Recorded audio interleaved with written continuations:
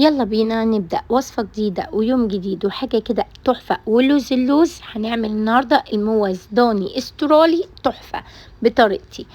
لو أول مرة تشوفوني أنا اسمي هدير. لو عجبتكم الوصفة ما تنسوش اللايك والشير والسبسكرايب للقناة عشان يوصلكوا كل جديد. أول حاجة هنعملها هنجيب الخضار بتاعنا اللي هنعمله أرضية للموز ونقطعه، ولا هو كبير ولا هو صغير، الوسط منه عشان ما يتهرش مني في الفرن لأن هتقعد مدة كبيرة.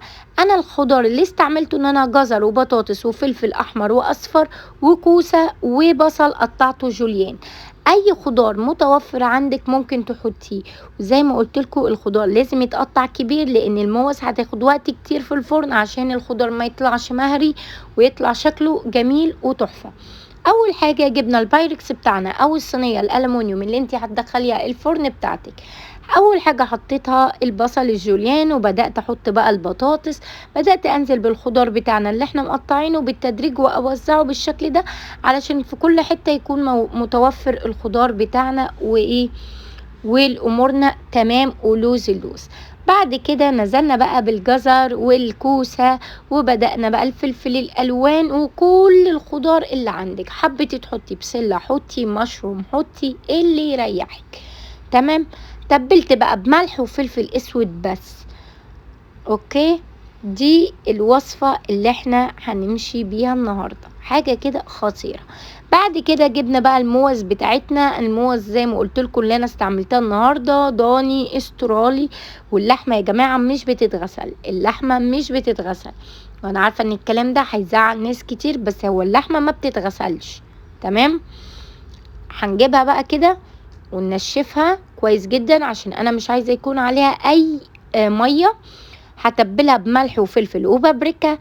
طبعا ما عندكيش بابريكا ما تحطيش، انا يعني ايه ندمت ان انا حطيتها بس ايه هي ادت برضو لون وطعم جميل، ما غيرتش في الطعم. بس هي الموز يفضل ملح وفلفل اسود بس، وبعدين تعملي لها مساج كده ليها علشان تتغلغل البهارات كده كل الموزة اللي عندي بالشكل اللي باين عندكم ده.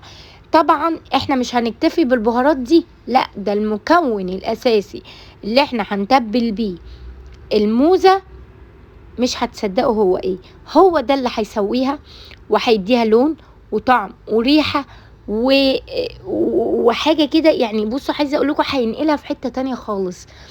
هقول لكم ايه دلوقتي بعد ما نخلص تتبيل الموزة.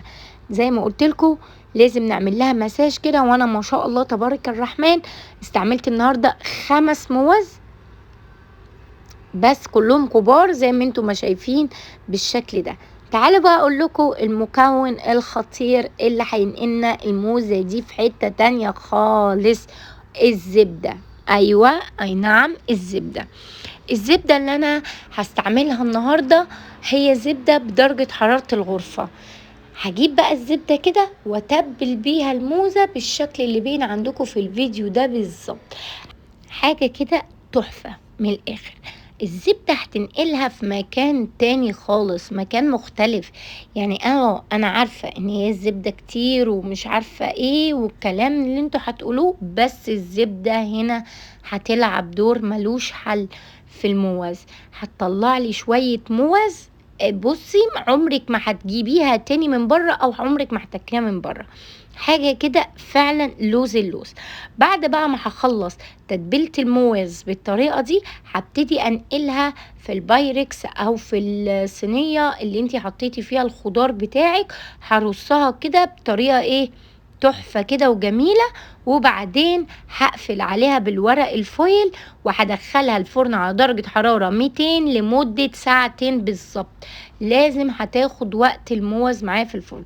ودي شكل بقى الخضار بتاعنا بعد ما خرج، شايفينه كامل مش مهري ولا اي حاجة وناضج تماما. عملت بقى جنبيها شوية رز اصفر ملوش حل بالملح بقى والفلفل وشوية بقى هنا الفيديو بتاع التاني مش عارفة ليه ملح وفلفل بقى وشوية مستيكة حبهان، وده كان الشكل النهائي.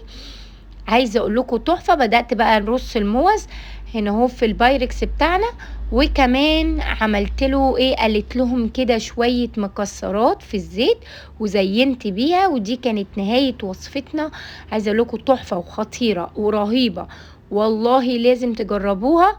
ولو عجبكم الفيديو ما تنسونيش في اللايك والشير وسبسكرايب للقناة عشان طبعا يوصل لكم كل جديد. وبألف هنا وشفا انتظروني في فيديو جديد ووصفة جديدة. مع السلامة.